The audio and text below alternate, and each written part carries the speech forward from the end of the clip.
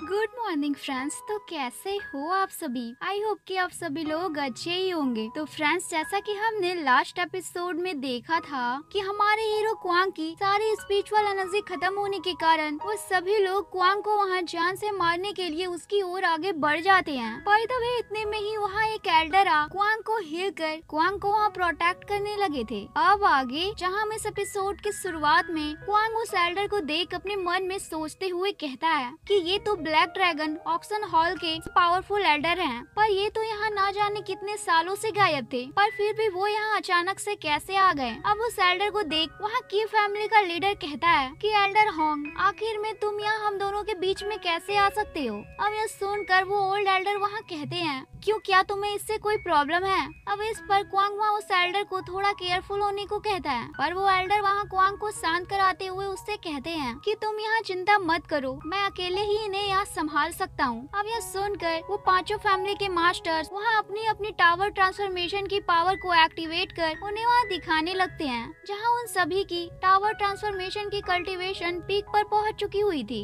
अब यह देखने के बाद भी एल्डर होंग वहाँ एकदम भी नहीं डरते हैं, उल्टा वो अपनी काफी खतरनाक स्पिरिचुअल एनर्जी को रिलीज कर किन फैमिली के लीडर के अटैक को वहाँ काफी आसानी से ब्लॉक कर उसे वहाँ से दूर फेंक देते हैं। पर फिर भी वो वहाँ अपनी हार नहीं मानते और दोबारा से उनसे फाइट करते हुए उनसे कहते हैं, क्या तुम मुझसे फाइट कर मेरी फैमिली से दुश्मनी मोल लेना चाहते हो। अब यह सुनकर एल्डर होंग वहाँ कहते हैं कि मुझे लगता है तुम्हें अपना मुंह बंद करके मुझसे फाइट करना चाहिए। अब इतना कहते ही वो उसे एक जोरदार सा पंच मार उसे यहाँ से दूर फेंक देते हैं। अब यह देख बाकी सभी फैमिली के मास्टर्स यहाँ डरने लग जाते हैं, पर तभी इतने में ही वहाँ किन फैमिली का वो लीडर वहाँ फिर से कहने लगता है कि हम लोगों ने एक हेवन लेवल की टेक्निक को पैसे देकर के ऑक्शन हाउस से खरीदा था, पर उस लड़के ने हमसे यहाँ काफी आसानी से उसे ले लिया। इसलिए एल्डर होंग, आपको ऑक्शन हाउस का मालिक होने के नाते आपको उस लड़के से उस टेक्निक को लेने में हमारी मदद नहीं करनी चाहिए। अब इतना कहते ही वो सभी फैमिली के मास्टर्स अपनी अपनी पावर को एक साथ कंबाइन कर एक काफी पावरफुल सा अटैक सीधा एल्डर होंग के ऊपर ही लॉन्च कर देते हैं। पर एल्डर होंग तो वहाँ अकेले ही उनके अटैक को ब्लॉक करते हुए उनसे वहाँ कहते हैं कि तुम लोगों ने उस टेक्निक को उस ऑक्शन हाउस से खरीदा और वहाँ से चले गए,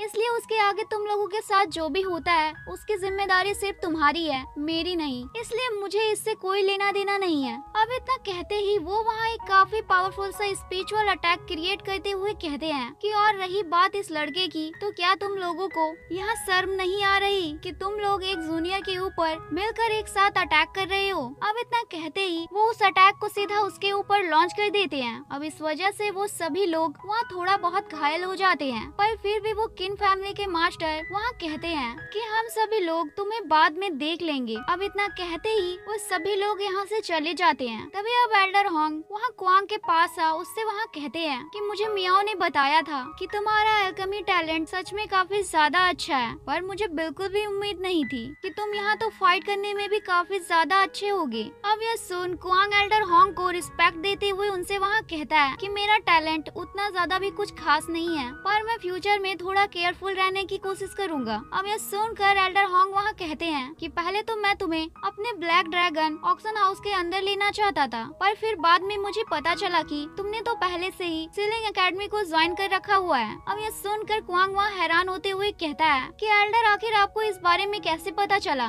जिस पर वो एल्डर वहाँ एक लेटर को क्वांग को दिखाते हुए उससे वहाँ कहते हैं कि मुझे किसी ने इस लेटर को तुम तक पहुँचाने को कहा था। अब क्वांग उस लेटर को जैसे ही देखता है उसे तो वहाँ काफी ज्यादा गुस्सा आ जाता है और वो वहाँ कहता है कि सीनियर जून, मुझे नहीं लगता कि तुम कभी सुधरने वाले हो। अब ये सुनकर वो एल्डर वहाँ कहते हैं कि क्या हुआ, जिस पर क्वांग वहाँ उनसे कहता है कि एल्डर, क्या आप मुझे एक फ्लाइंग बीस्ट दे सकते हैं ताकि मैं जल्दी से जल्दी सीलिंग एकेडमी में पहुँच सकूं। अब यह सुन वो एल्डर क्वांग को लेकर सीधा अपने एक बीस्ट के पास आ जाते हैं और उससे वहाँ कहते हैं कि ये एक वाइल्ड फ्लाइंग बीस्ट है, इसकी मदद से तुम अपनी सीलिंग एकेडमी में जा सकते हो। अब यह सुन क्वांग उन्हें वहाँ इसके लिए थैंक यू कहता है और कहता है कि क्या आप मेरी एक और मदद कर सकते हैं। अब यह सुनकर एल्डर होंग वहाँ हंसते हुए कहते हैं कि बोलो तुम्हें मुझसे और क्या मदद चाहिए। जिस पर क्वांग वहाँ धीरे से उस एल्डर से वहाँ वहाँ कहता है कि जिस दिन मैं बिस्ट माउंटेन में गया था उस दिन मेरे ऊपर कुछ लोगों ने अटैक किया था, इसलिए आप अगर उनमें से कुछ लोगों को मेरे लिए पकड़ कर यहाँ ले आएंगे तो मेरे लिए यह काफी ज्यादा अच्छा होगा। तभी अब कुछ देर बाद क्वांग अपनी सीक्रेट एंशिएंट रेस स्पेस में बैठकर अपनी कल्टीवेशन करते हुए उस नई टेक्निक को भी समझने की कोशिश कर रहा होता है, जहाँ वो उस टेक्निक को समझते हुए कहता है कि यह टेक्निक तो काफी ज्यादा मिस्टीरियस है। पर तभी कुछ देर बाद लगातार अपनी कल्टीवेशन करने की वजह से वो वहाँ अपनी स्पिरिचुअल रियलम को ब्रेक थ्रू कर लेता है और खुश होते हुए कहता है कि फाइनली अब मेरी स्पिरिचुअल पावर लगभग 4000 पॉइंट्स तक पहुँच चुकी है। तभी अब इतना कहते ही वो वहाँ जैसे ही अपनी कल्टीवेशन को खत्म करता है वो वैसे ही अपने सामने मिस मियाओ को देखकर डर जाता है। लेकिन हम यहाँ देखते हैं कि मिस मियाओ यहाँ पर इसलिए आई हुई थी क्योंकि एल्डर हॉन्ग ने यहाँ क्वांग पर अटैक करने वाले लोगों में से एक पर्सन को वहाँ पकड़ लिया था। अब यह देखकर क्वांग वहाँ तुरंत ही मिस मियाओ को थैंक यू कहता है और उस पर्सन को अपने साथ लेकर यहाँ से जाते हुए मिस मियाओ से वहाँ कहता है कि मैं आपका ये एहसान कभी नहीं भूलूंगा और अगर फ्यूचर में आपको मेरी कोई भी जरूरत हुई तो मैं तुरंत ही आपका ये एहसान चुकाने को यहाँ आ जाऊंगा। अब इतना कहकर वो वहाँ से चला जाता है, पर मिस मियाओ तो वहाँ क्वांग को देखती ही रह जाती है। पर तभी इतने में ही वहाँ एल्डर होंगा मिस मियाओ से कहते हैं कि आखिर तुम यहाँ कहाँ खो गई हो।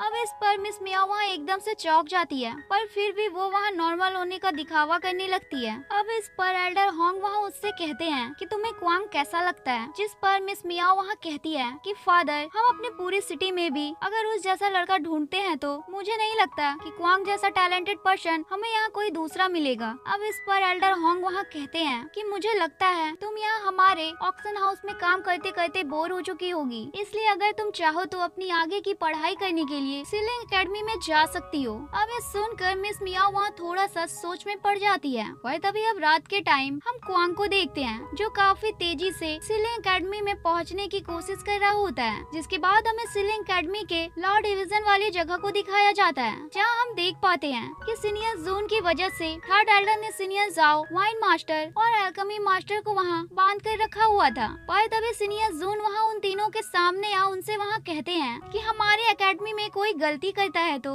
उसे यहाँ सजा भी दी जाती है। अब यह सुनकर सीनियर जाओ वहाँ कहते हैं कि तुम्हें यहाँ इतना ज्यादा हवा में उड़ने की जरूरत नहीं है, क्योंकि तुम हमेशा यहाँ के एल्डर्स को बेवकूफ नहीं बना सकते हो। अब यह सुनकर सीनियर जून वहाँ कहते हैं कि तुम्हें नहीं लगता कि तुम्हें यहाँ अपनी ऐसी हालत में अपना मुंह बंद रखना चाहिए, क्योंकि तुम लोगों ने यहाँ मुझे जानबूझकर मारने की कोशिश की थी और इस बारे में मेरे पास सबूत भी है। अब इतना कहते ही वो वहाँ थर्ड एल्डर से कहता है कि अब आपको इन्हें यहाँ सजा दे देनी चाहिए। अब ये सुनकर वो वहाँ अपने पास से एक चाबुक को बाहर निकाल उसे वहाँ दे देते हैं। अब उस चाबुक को देख कुछ लोग वहाँ आपस में बात करते हुए कहते हैं कि ये चाबुक तो बहुत ही खतरनाक बीस्ट के बोन और उसके स्किन से बना है, जिससे पीटने पर उन्हें यहाँ काफी ज्यादा दर्द होने वाला है, मानो जैसे उनकी आधी लाइफ तो यहाँ खत्म हो जाएगी। तभी अब इधर सीनियर जून सीनियर जाओ से वहाँ कहते हैं कि मुझे नहीं लगता कि तुम लोगों को यहाँ मुझसे बदला लेने का कोई मौका भी मिलेगा, पर ये काफी दुख की बात है कि क्वांग कहीं जा करके छुप गया है, नहीं तो मैं उसे भी यहाँ दिखाता कि मेरे खिलाफ जाने का आखिर क्या अंजाम होता है। तभी इधर यह सब कुछ एल्डर तियान और मिस क्यूई भी वहाँ देख रही होती है। तभी एल्डर तियान वहाँ जानबूझकर कहते हैं कि ऐसा लगता है आपने यहाँ क्वांग को चुनकर गलती कर दिया है, क्योंकि वो यहाँ इतना डर गया है कि वो तो यहाँ सामने आ ही नहीं रहा है। साथ ही मुझे लगता है कि उसे यहाँ पता चल गया होगा कि वो आज अगर यहाँ पर नहीं आता है तो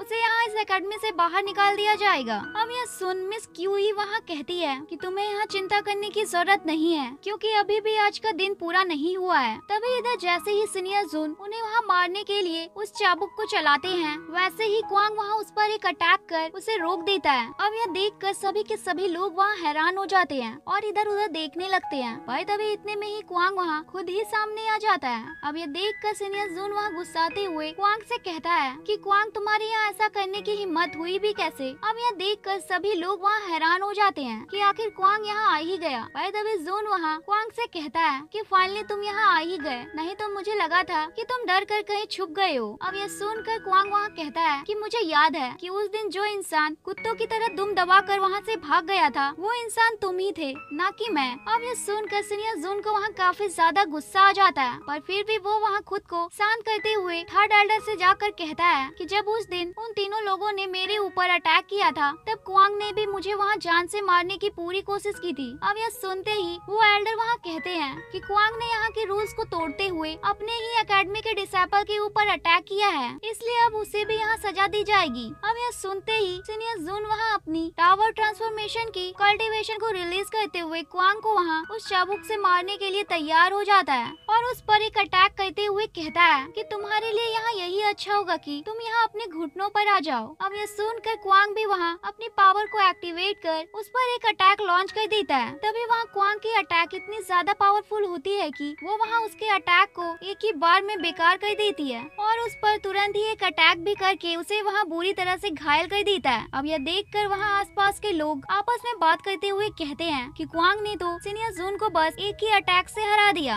अब यह देखकर वो थर्ड एल्डर वहाँ अपनी स्पिरिचुअल प्रेशर से क्वांग को वहाँ सप्रेस करते हुए उससे वहाँ कहता है कि तुम्हारी हिम्मत भी कैसे हुई मेरे सामने ये सब करने की। पर तभी इधर क्वांग वहाँ खुद को संभालते हुए कहता है कि थर्ड एल्डर आपको मुझे सजा देने से पहले एक बार मेरी भी बात को सुन लेनी चाहिए, क्योंकि मैं यहाँ पर सच को सामने लाने के लिए आया हूँ। पर पता नहीं क्यों आप तो बिना पूरा सच जाने ही मेरे ऊपर अटैक कर रहे हैं। अब यह सुनकर थर्ड एल्डर वहाँ क्वांग को चुप करवाने के लिए उसके ऊपर एक और अटैक को लॉन्च कर देते हैं। पर तभी मिस क्यूई तुरंत ही उस पर एक अटैक कर उसके अटैक को वहाँ रोक देती है, जिस पर वो थर्ड एल्डर वहाँ कहता है कि एल्डर क्यूई आप यहाँ इस लड़के को क्यों बचाना चाहती हैं। अब इस पर मिस क्यूई वहाँ कहती है कि थर्ड एल्डर आपको पहले क्वांग की भी बात यहाँ सुन लेनी चाहिए, जिसके बाद ही हमें यहाँ पूरा सच का पता चल सकता है। अब इतना कहते ही वो वहाँ क्वांग से अपनी बात को कहने को कहती है, जिस पर क्वांग वहाँ सबसे पहले उसी पर्सन को वहाँ सामने ले आता है जिसे वो ब्लैक ड्रैगन सिटी से पकड़कर यहाँ लाया था। तभी वहाँ सीनियर जाओ उस पर्सन को देख खुश होते हुए कहते हैं कि क्वांग तो सच में कमाल का है। पर तभी दूसरी तरफ सीनियर जून उस पर्सन को देख वहाँ परेशान हो जाता है। साथ ही वो वहाँ सोचने लगता है कि अगर मैंने उस दिन इस पर्सन को भी वहाँ मार दिया होता तो